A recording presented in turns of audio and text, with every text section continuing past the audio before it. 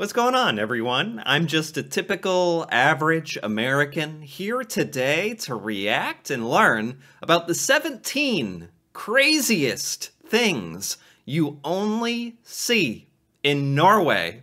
The craziest things in Norway. I don't know what's going on in Norway or what this list has figured out or found out. Apparently there's at least 17 crazy things in Norway. I don't know if it means crazy in a good way, or crazy in a bad way, or just interesting things about Norway or what, but this video really caught my attention with this title, and what can I say? I'm very interested to see the craziest things you will only see in Norway. If nothing else, it'll show me some unique things about Norway, some of the stuff that maybe Norwegians do that are interesting, or things that are happening in Norway. I don't know. I don't know what to expect here, but that's kind of why I'm a little excited, because I don't know what to expect. So, let's see. Craziest things in Norway. If you're a Norwegian and you don't at least know how to ski, you're a black sheep. Being on those skis and Oh, what? I mean, yeah. If you don't know how to ski in Norway, you're an outcast. You're a black sheep. No, that might be, I mean, I don't know if he's exaggerating, but I have learned that basically most people do ski in Norway. It's like a way of life. So, okay. the snow is something that every Norwegian has ingrained in their blood, it seems like. They don't necessarily go out of their way to have something big. Instead of, going bigger, they just go nice. Have nice things instead of, like America, they always make fun of us for having everything that's supersized. Oh, okay. Okay. These are interesting. Nothing crazy yet, but these are like good observations about Norway. Norwegians don't go big. Yeah, Americans do tend to think that bigger is better. Bigger house, bigger car, truck, bigger whatever. But Norwegians focus on luxury, like just nice, practical, like built well, does something useful. That is a much better mindset to have, for sure. Instead of, like America, they always make fun of us for having everything that's supersized. I've never been... Especially our food. ...been in a modern city in Norway that's dirty. Norwegians respect their cities, and they always go out of their way to pick up trash that they see on the ground. And so you'd be walking around, and it's amazing to think how many people are in the city at one time. Wow. Yeah. That's a good one to think about. Cities in the United States, especially the biggest cities, can be disgusting and very dirty, and people really don't care about... There's no culture in America of, like, respectfully keeping things clean, and that's kind of sad when I think about it. So that is really nice to hear about Norway. And it's practically spotless. They have a dish, a traditional Christmas dish called lutefisk. And it's like a fish that's cooked in, like, you let it sit and ferment for a while, and it gets, like, jello-y. I try not to be too disgusted by Norwegian food. Lutefisk? Lutefisk? Lutefisk? Lutefisk? Right? Norway? Is this it? It's prepared as a seafood dish in Nordic countries. Oh gosh. Dried whitefish? Oh my goodness. Well, it's just fish, right? What's he talking about jello-y? That's the part that kind of disturbed me. Let it sit and ferment for a while, and it gets, like, jello-y, and then you put it in the oven, and so, like, when you, like, touch it, it, like, jiggles back and forth like jello, and I thought it was disgusting. I couldn't eat a whole lot of it, but they put, like, bacon on it, and it makes it a little better, but it's super salty and just not a texture that I like. Yeah, I mean, nothing against Norway. It's just like an American problem where there are not a lot of foods in America that are like slimy, like organy, jello-y stuff. So those kinds of textures do tend to freak us out a bit. Reindeer was really good. The whale was super salty and just not a texture that I like. Reindeer was really good. The whale was a little weird. One of the coolest things. Oh, you can eat whale? I know about the reindeer in Norway. I've never had reindeer. You can eat whale meat? I didn't even know that people cooked and captured and cooked whale meat. One of the coolest things about Norway is in the summer, when you go to bed at night, it still looks like it's about 5 o'clock in the evening, and when you wake up in the morning, it looks like it's noon because the sun just kind of goes all the way around you because it's so far north. This one I do know of. That just seems so disorienting. That would be so weird. It would honestly be hard to get used to. It would ruin your sleep because your body, Americans, we're trained to get tired when it gets dark. That's it's a visual cue for us. But the bad part is in the winter, it's the exact opposite where sometimes you only get 3-4 hours of sunlight. There's wild berries that grow just everywhere that are good to eat, and the water's all super clean that you can drink anywhere, so you don't have to worry about that. Strawberries, black. What? They make Norway sound like this lush, berry-filled water everywhere. This paradise, Norway. I mean, it's not even that much of an exaggeration. I'm kind of poking fun at it, but Norway is kind of like a the way people talk about it, they make it sound like this paradise. Blackberries, blueberries, raspberries, they're just everywhere. I've heard of the snow being so high, higher than the cars on the side of the roads up further north. I never got to actually see that. In the north. What? 10 feet high snow? Really? Is that possible? In a blizzard, maybe? I've only seen 1 foot of snow at most. Cars on the side of the roads up further north. I never got to actually see that. In the north, the northern lights you get to see every night and just moving across the sky, and you're just walking around in it, and it's amazing. Norway is a very rich country. There's virtually zero poverty there. You'll hardly ever see homeless people. If the people don't. Yeah, that's a big one, isn't it? That's are most people in Norway have money? And if I understand, if you are somewhat poor in Norway or struggling, there's a lot of social welfare programs in Norway, right? To take care of society if they need help, which is obviously amazing. There's just so many people that need help in the United States that the social welfare programs here struggle to help everyone adequately. And the poorest people in America are so incredibly poor that they don't even get enough help as it is. It's definitely one of the biggest differences in Norway and America, for sure. Don't have poverty there, you'll hardly ever see. Oh, and in certain cities, homelessness is an enormous problem. Certain cities in California, LA, homelessness is extremely common and rampant, and you'll see people on the streets needing help everywhere. It's very disturbing. Homeless people, if the people don't have a home, basically the government will get them in a home and help them out until they can get a job and working. They get paid a lot more in Norway too for doing manual labor and for doing everything else. One of my friends from my last areas is coming over, to spend about a month vacation in the US, and he's working as a grocery store clerk, and he's making a ton of money doing that.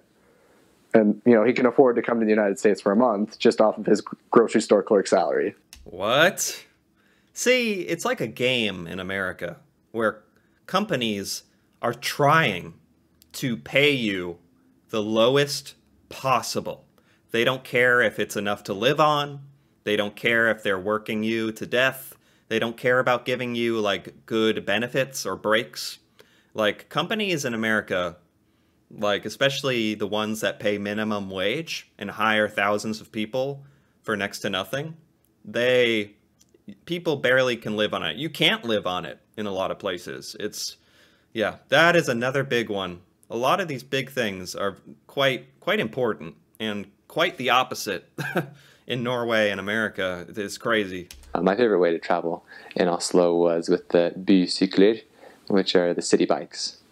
And we could get anywhere the most quickly with those city bikes, where they have a certain station that you would use a card and unlock the bike to wherever you needed, and there'd be another station waiting there, and you would just lock your bike there. This exists in some places in the United States. I'd just say that Americans are, on average, probably just less likely to bike and walk. Americans don't like to walk and bike, or they like to take cars. And it would register that you had taken your bike and then delivered it somewhere else, so you weren't stealing it. And a lot of people used that system, and it worked very, very well for us. When it comes to crime and safety in Norway, it is one of the safest countries out there. Wow. Norwegians themselves believe very strongly against violence. Yeah. I'm sure there's a ranking of the most dangerous cities in America. And the most dangerous places in America are extraordinarily dangerous. You could get hurt. It's very common in some major cities for your car to get broken into, people to steal things. Even in just normal places in America, just average places, not necessarily major cities where crime is more rampant, but normal places. You still, as an American, just culturally, you would not want to leave your wallet out on your table. You would not want to leave your purse. You wouldn't want to forget it, like anywhere, because probably if you go back and look for it, it's probably been taken. Like, Americans, like, it's just a whole different culture than a lot of other places I've seen, like Norway, where there's much more of a built-in level of respect for each other in Norway. In general. And so you can be very severely prosecuted for performing any kind of violent act at all. They take it very, very seriously there. I recall, just like a little girl just walking past, just playing in the snow by herself in the middle of the night. That would never happen in Southern California. Yeah, that's a good example. Like, you don't let your kids just go places unsupervised. You'd be too worried. You'd be too nervous. Like, that something could happen to your children. Where I'm from. And so it was a very big surprise to me just how safe it was. They take advantage of their vacations quite a bit, which is great. And I would be so surprised that they could still live their lifestyle and be gone for 3 to 6 weeks. But they'd go with their families and just have the best time of their lives. Norwegians seem like they just live the best life. I know it's one of the most desirable and admired places to live in the world, and a lot of the systems in Norway are greatly admired, like how the government and welfare systems and healthcare and prison systems are all run in Norway, are all hugely respected, on a global scale. And it makes sense, Norwegians, even to this point, they consider the things that are important in life, like vacation, happiness, giving yourself time to enjoy life and family.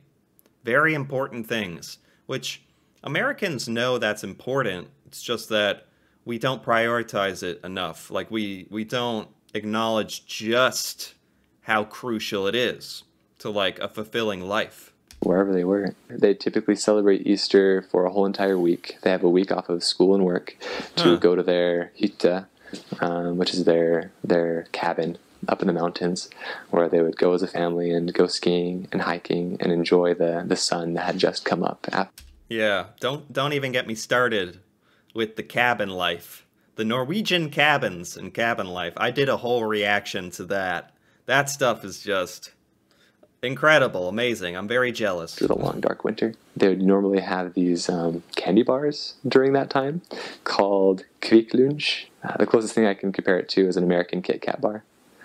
And whenever you open them, on the inside of the wrapper, they have hikes. And so you could explore the different hikes that they were telling you about in Norway. They use candy bars that tell you to go on a hike? Okay. their utensils differently. What? Norwegians use their utensils, like forks, differently? Or the different hikes that they were telling you about in Norway? They use their utensils differently. I think in America we just kind of scoop everything and just shovel it in our mouths, but they're very precise and they hold the fork with the left hand. This might be just kind of the older generation, but I learned to do it because it's really respectful. With your left hand you hold the fork, and with your right hand you cut the meat or whatever you're eating.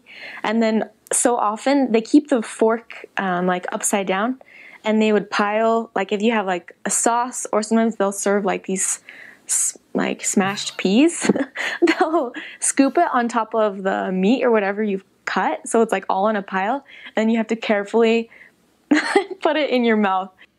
Okay. Oh, whoopsie. Accidentally. Oh, mate. Whoa! I think you could do a compilation. Accidentally went to another video. Okay. If you're a Norwegian, Okay, there we go. Paused.